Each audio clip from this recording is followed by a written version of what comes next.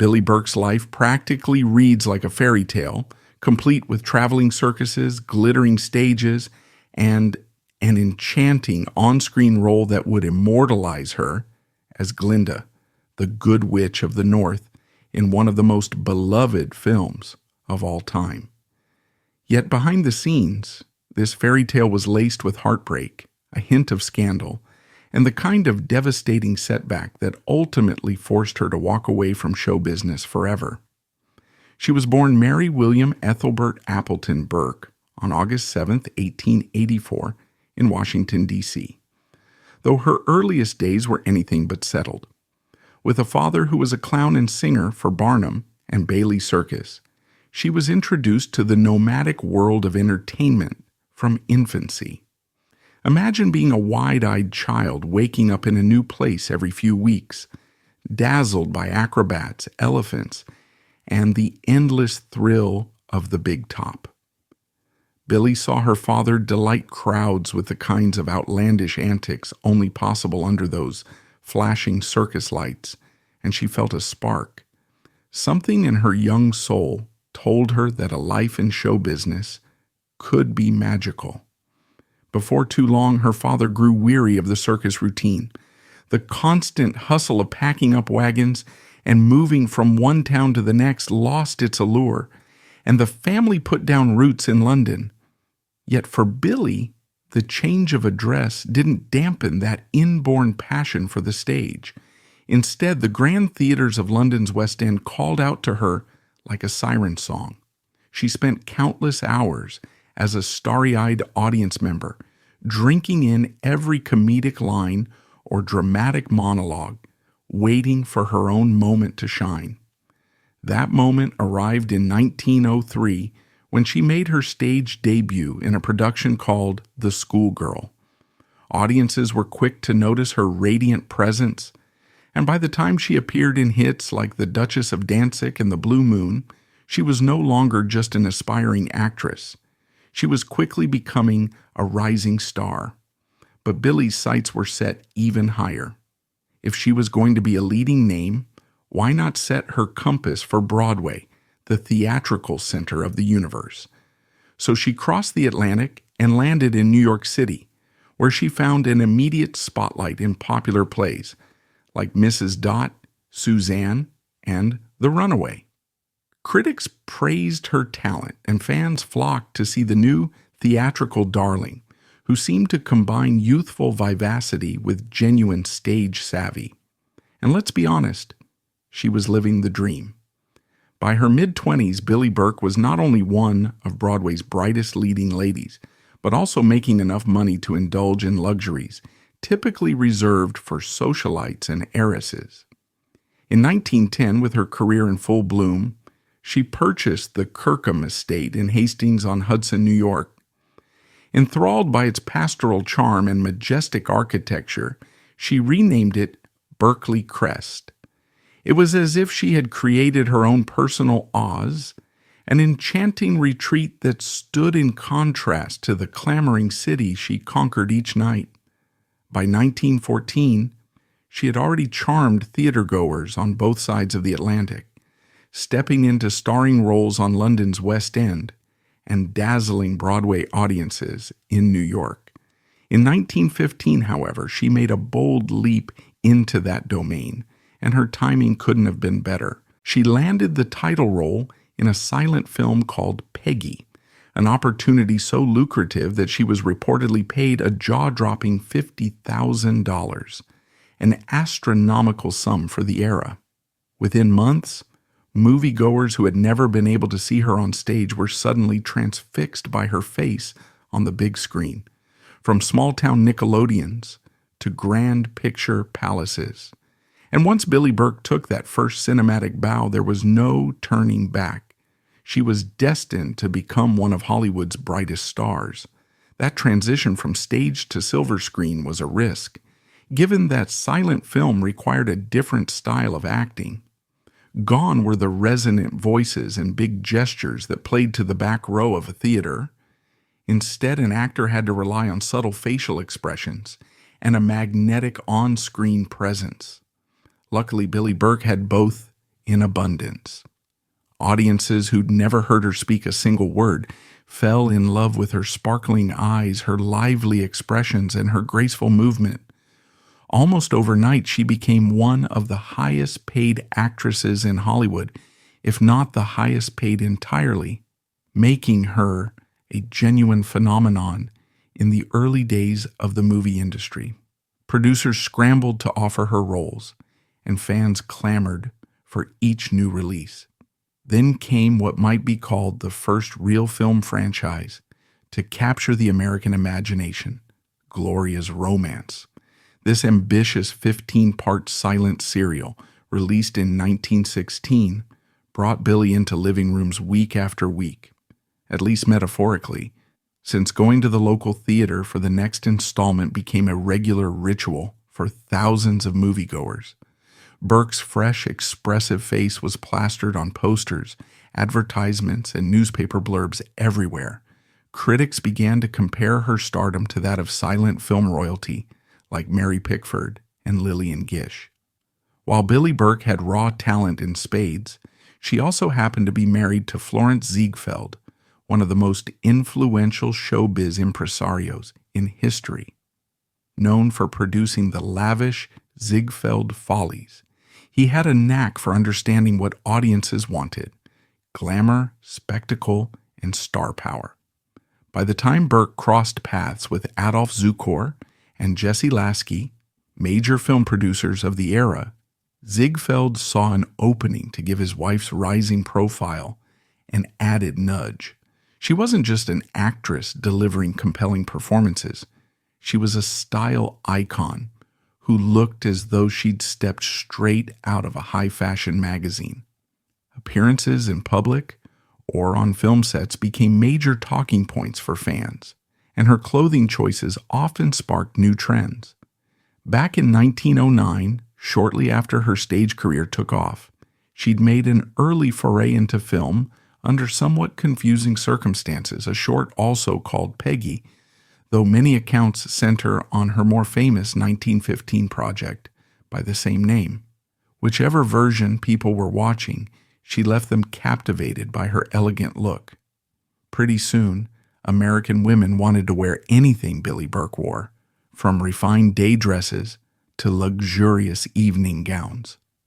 Department stores scrambled to emulate her style, and catalogs across the country began featuring items named after her. One emblem of this trend-setting power was the Billie Burke dress, a design that became popular after her appearance in Peggy. Think lace trim, a flattering fit, and a modest but stylish flat collar. Women from big cities to small towns began sewing their own versions or requesting them at local shops. By the mid-1910s, she was more than just an actress. She had become a brand.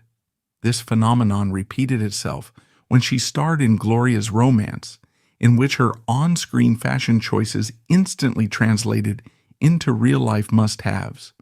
The pajamas she wore in one episode, a charming one-piece with a ruffle around the ankles, hit a chord with viewers who were enchanted by the idea of going to bed draped in star-approved elegance. Almost overnight, they were christened Billie Burke pajamas, and they sold like hotcakes. The reality behind these sumptuous ensembles was that they cost a small fortune. Advertisements for Gloria's Romance boasted that her wardrobe cost a whopping $40,000, an extraordinary sum in the 1910s. Some pieces were custom creations she had commissioned herself, underscoring just how integral fashion was to her life. It wasn't all cinematic sleight of hand. Many of the dresses, coats, and accessories appearing on screen belonged to Billie in real life. Adding to her style advantage was her collaboration with Lucille, a legendary designer whose name graced the wardrobes of aristocrats, socialites, and now major film stars. Lady Duff Gordon's exquisite taste and cutting-edge designs provided Burke with a near-inexhaustible supply of show-stopping outfits, whether she was attending an elite gathering or appearing in a pivotal close-up. The synergy between actress and designer turned out to be a match made in fashion heaven. Lucille got to showcase her latest couture ideas on a glamorous muse, and Burke secured a steady stream of head-turning pieces that kept fans enthralled. Yet fashion wasn't the only way Billie Burke blurred the lines between her films and her personal life.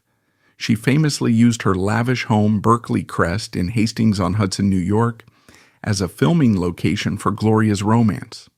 The estate's palatial lawns and opulent interiors lent the serial a high society feel, and viewers were none the wiser that they were essentially getting a peek into the actress's private sanctuary. For fans, it only added to the mystique. Here was a performer so genuine and so confident in her persona that she invited the camera right into her real-life fairy tale setting. Even though the glow of Tinseltown was bright, Burke's heart always belonged to the theater. She had emerged triumphant from her stint in silent movies, earning enviable paychecks and accolades that positioned her among Hollywood's elite. But after several years on the silver screen, she did something that left both her fans and her producers scratching their heads. She walked away. By 1919, she had bowed out of filmmaking completely. People wondered how someone at the top of her game, with a flourishing career that most could only dream about, would simply step aside. As it turned out, Billie Burke had a different dream, one that involved raising her daughter and decorating her sprawling estate, Berkeley Crest, until it was fit for a storybook. Along with devoting herself to motherhood, Burke poured a fortune and a fair amount of her own energy into transforming Berkeley Crest into a real-life fantasy. It was more than just a mansion. It was a showplace that felt closer to a fairy tale realm than to any typical suburban estate.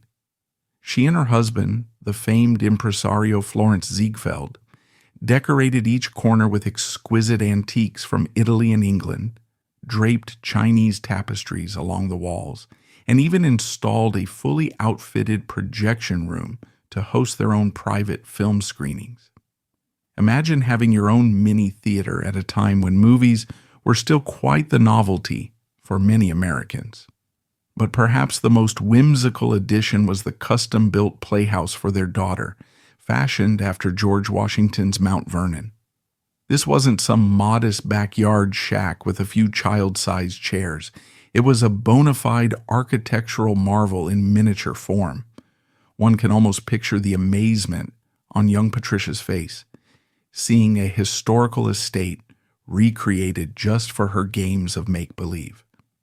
Maintaining this palatial oasis, however, was no small task. Burke and Ziegfeld employed 17 servants to keep the property running smoothly, an army of attendants, butlers, cooks, and groundskeepers scurrying about with polished silver trays and meticulous cleaning schedules. There was always a lawn to be manicured, a chandelier to be dusted, or a menagerie of animals to be fed, because of course the estate boasted its own little zoo. Deer, parrots, geese, pheasants, ponies, and even buffalo roamed the grounds, adding an extra dash of whimsy to a place that already felt like it belonged in Oz. In 1929, the Wall Street crash decimated fortunes from coast to coast, and even the seemingly invincible couple of Burke and Ziegfeld was not spared. Their immense wealth, built up over the years through stage hits, film successes, and the prestige of the Ziegfeld Follies, evaporated in what felt like a heartbeat. For someone accustomed to the best of everything, from clothes by elite designers to a staff of nearly 20, this was a cataclysmic shock. The dreamlike bubble they had cultivated at Berkeley Crest burst, and the reality of their financial situation forced Burke to face an agonizing decision. Gone were the leisurely days of focusing on interior design, riding ponies around the estate, or hosting star-studded gatherings in the projection room. If she wanted to keep her head above water, she had to return to the one place where she knew she could still command a paycheck, Hollywood. Yet the idea of returning to that world was bittersweet for Burke. She had already proven herself, already soared to the top as a silent film star. Now she would be walking onto sets under a cloud of financial desperation, hoping that her talents could rescue her from ruin. And the emotional toll only deepened when Florence Ziegfeld, her beloved partner in this glamorous life, fell seriously ill.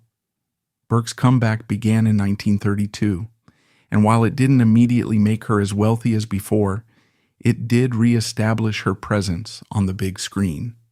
The studio wasted no time pairing her with a rising newcomer by the name of Katharine Hepburn in a George Cukor-directed film called A Bill of Divorcement. Burke took on the role of Hepburn's mother, a casting choice that must have felt surreal. Just a few years prior, Burke had been the headliner in her own cinematic domain. Now she was stepping into the shoes of a maternal figure, guiding a fresh face who was about to make a splash in the film world. But destiny dealt Burke yet another crushing blow. While filming A Bill of Divorcement, Ziegfeld passed away following complications from a lung infection. The heartbreak was immediate and profound. This was the man who had believed in her star power from the start, whose name on a marquee had practically guaranteed a show's success, and who had shared with her that mesmerizing life at Berkeley Crest. Suddenly, all that remained of their empire was a mountain of debt and a shattered sense of security. Burke returned to the set mere days after burying her husband. She had no choice.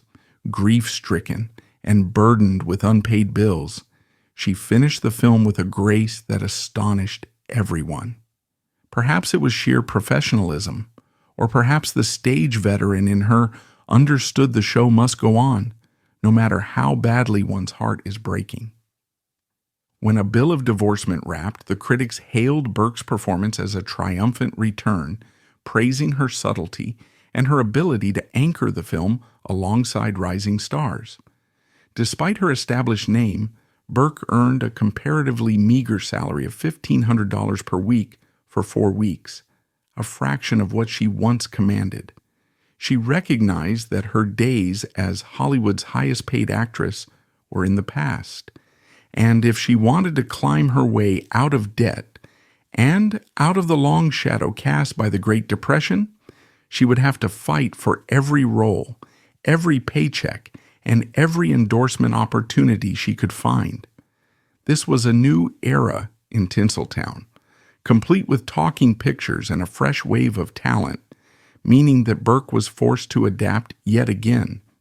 Over the next several years, she accepted roles in various productions, each new contract helping chip away at the debts she had inherited.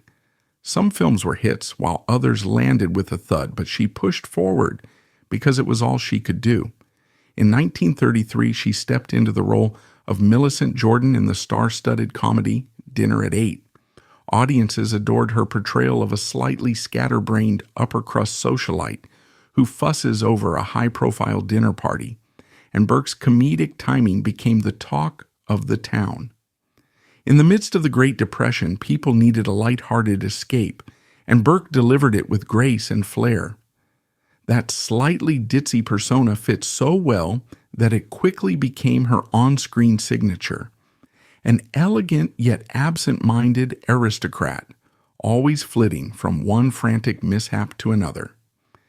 In 1936, when MGM decided to produce a lavish biopic about the late showman titled The Great Ziegfeld, while the movie would turn out to be a box office hit, winning multiple Academy Awards, it was also an emotional minefield for Burke. But the biggest shock wasn't the film's flashy dance numbers or the nostalgic throwbacks to Ziegfeld's heyday. It was the casting decision that left Burke reeling. MGM chose Myrna Loy to play Burke herself, effectively telling the very much alive Billie Burke that she was, in their eyes, too old to depict her own earlier years. Understandably, she was furious at first. How many actors get told they're not suitable for a role based on their own life? What happened next could have been a messy Hollywood feud. After all, it would have been easy for Burke to hold on to that anger. But she decided to put her pride aside, walking onto the set of The Great Ziegfeld to meet Myrna Loy face to face. While she couldn't play by herself, she still offered input on details she knew best. Her husband's personality, his virtues, and even some of his less flattering traits. Screenwriter William Anthony Maguire found himself under Burke's watchful eye, and she made sure that the finished script downplayed Ziegfeld's infidelities. If the movie was going to be a tribute, she wanted it to be one that honored her husband's legacy without excessively airing his dirty laundry. Even as she grappled with the emotional toll of revisiting her old life, she kept working on her own projects. At one point, while filming the comedy Bridal Suite, she broke her ankle in an accident that was never fully explained to the press. Most actors would have taken that as a cue to recuperate at home and let production stall, not Billie Burke. Determined not to hold up filming, she completed her scenes in a wheelchair, enlisting a body double for any shots that required standing. Though the public only got a small glimpse of the ordeal, studio insiders recognized just how impressive and painful it must have been. Her resilience paid off. In 1938, Burke scored a part in Merrily We Live, another breezy comedy that was right up her alley. She slipped into the role of Emily Kilbourne with the same effervescent charm audiences had come to expect, and this time, critics took notice on a whole new level. Burke received an Oscar nomination for Best Supporting Actress, a milestone she hadn't achieved before. Though she didn't end up taking the trophy home, the nod felt like a validation, proof that her comedic roles weren't mere fluff but could hold their own against the more dramatic fare of the era. But fate had even bigger plans for Billie Burke. In 1939, she found herself cast as Glinda, the Good Witch of the North, in The Wizard of Oz. A role that would become as iconic as Dorothy's ruby slippers almost went to Fanny Brice, an entirely different kind of performer. One can only imagine the difference if Brice's comedic style had anchored that magical character instead. Burke's elegance and gentle warmth, refined through her years on stage and screen, turned out to be the perfect recipe for Glinda's fairy-like aura. She floated into the film in a swirling pink gown, wand in hand, instantly drawing viewers into the fantasy land of Oz. Rumors swirled for years that Burke's singing was dubbed by another vocalist, Lorraine Bridges. Some speculated that Burke's voice, though lovely, was past its prime for musicals. Others believed the studio simply preferred a different tonal quality. Whatever the reason, the whispers persisted that she had lip-synced her way through the film. Burke, who had cut her teeth performing live on London's West End and Broadway, knew the gossip was nonsense. Her stage background had honed her singing voice to the point where she had no need of a dubbing artist. If there's one thing about Billie Burke, it's that she was fiercely proud of her talents, and rightly. She made sure those rumors fizzled out, taking every opportunity to confirm that the airy, soothing melody guiding Dorothy along the yellow brick road was indeed her own. By the 1940s, radio was enthralling American households from coast to coast, so Burke decided it was time she graced that medium as well. From 1943 to 1946, she starred in The Billie Burke Show on CBS Radio, effectively transporting her ditzy yet endearing persona into countless living rooms. Imagine families huddled around their radios during those tail-end years of World War II, seeking a bit of laughter to soften the anxieties of the era. Soon, she ventured into writing, teaming up with Cameron Shipp to pen 2 autobiographies, With a Feather on My Nose in 1949 and With Powder on My Nose in 1959. These works allowed her to reflect on her journey from a girl in London's West End, back in the days when British theatrical stars reigned supreme, through her silent film triumphs and onward to the Hollywood musicals that solidified her as an icon. By the early 1950s, there was still one frontier Burke hadn't crossed: television. Ever the pioneer, she wasted no time diving in, appearing in early programs like Doc Corkle and Playhouse 90. Yet she didn't limit herself to cameo roles. In 1951, she launched her own talk show, At Home with Billie Burke, placing her squarely among the first women to host and helm a show bearing their name.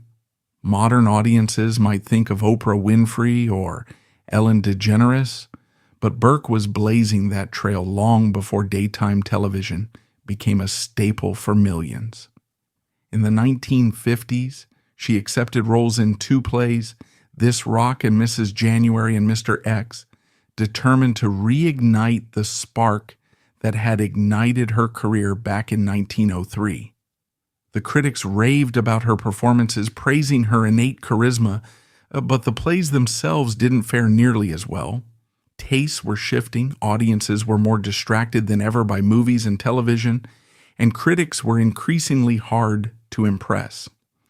While she retained her signature optimism, it became increasingly hard for her to memorize lines and keep track of complex dialogue. She could feel the weight of age creeping in, no matter how buoyant her spirit was. Eventually, in the late 1950s, Burke did the unimaginable. She retired from acting for the second time, this time truly intending to leave the limelight behind.